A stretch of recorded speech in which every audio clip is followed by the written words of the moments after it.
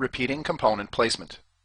In the first task, repeat the placement of a component and vary a single reference. First, we disable all datum display types.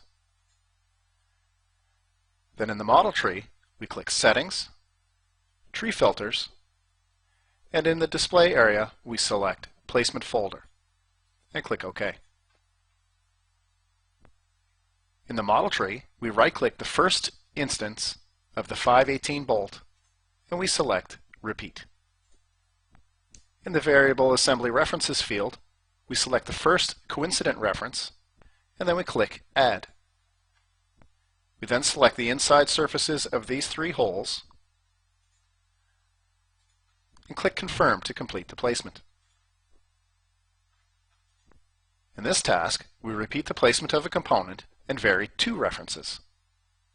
So in the model tree, we right-click the last instance of the 625 bolt and select Repeat. We then select both coincident references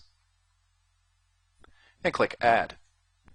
We then rotate the model slightly and we select the cylindrical surface of this hole and the flat surface of the model.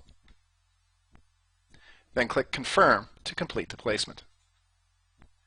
In this task, we repeat the placement of another component using the model tree.